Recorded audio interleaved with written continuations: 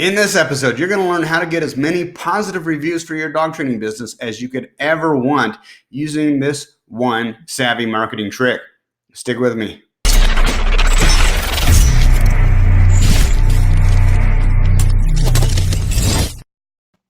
Sometimes some of the most effective marketing techniques are not learned from books or even courses or even by looking at what other dog training businesses are doing, but just observing what other businesses in general are doing with their marketing.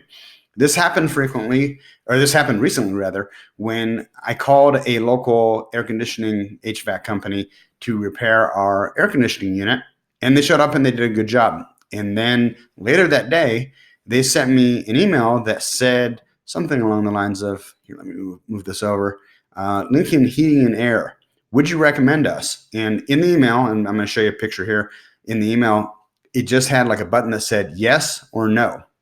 So they did a good job. So I clicked the yes button, and then they took me to a page on their website.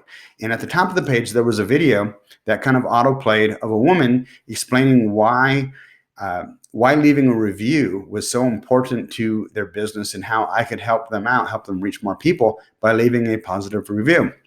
And then underneath that video, there were links to 3 different social media or review sites. I think it was their Facebook page and Better Business Bureau and I think Google reviews. I'll put it up on the screen here so you can see if I'm correct or not. And so I thought, wow, this is really brilliant, because they're using what Robert Cialdini calls the consistency principle. And I've already said, yes, I will recommend you. And then they're making me stay consistent with the position that I already took by saying, well, okay, please do what you already said you would do for us. Now, I didn't end up writing a review. I closed the page, and within about half an hour, I received an email that pretty much said the same thing, and then a follow-up email about a day later. So they're obviously using some kind of script to know whether or not I clicked on the link on the page, or for that matter, in the email. And that's why they kept, following up with me to encourage me to leave a review. So later I tried to go back to the page to study it, to take some screenshots for you guys, but their script prevented me. It just popped up a message that said something like, thank you, we've already registered your response.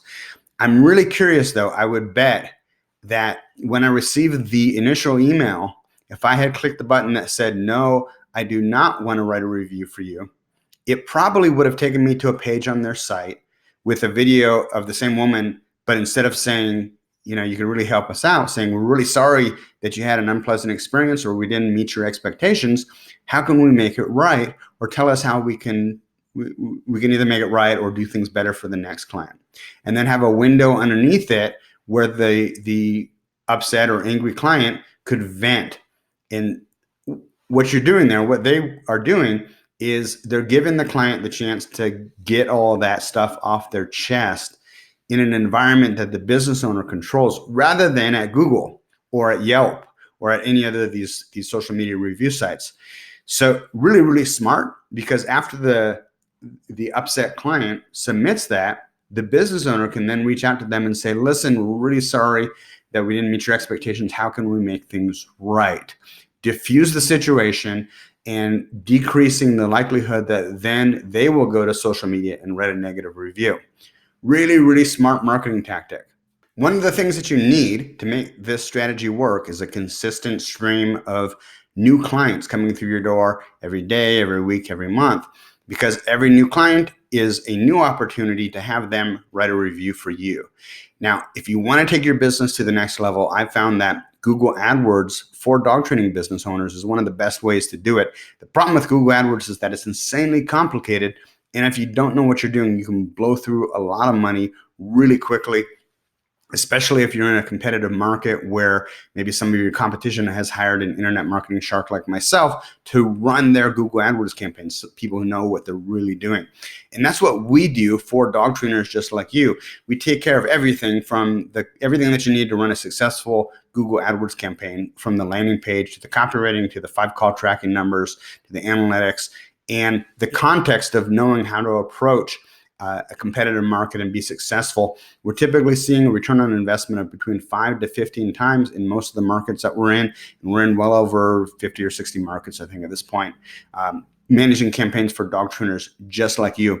If you'd like to learn more about what we're doing with Google AdWords to help dog training business owners grow their business, and if you're tired of lying in bed at night wondering, how do I get this dog training business to the next level, head on over to dogtrainertoolbox.com, and in the upper left-hand corner, you'll see a box that says Expert Google AdWords Management for Dog Trainers Only.